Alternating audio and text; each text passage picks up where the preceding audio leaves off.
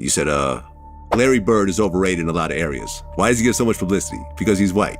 You never hear about a black player being the greatest. When you look back on that, do you still agree? Do you think that Larry Bird was overrated, or do you think you were just mad at the time?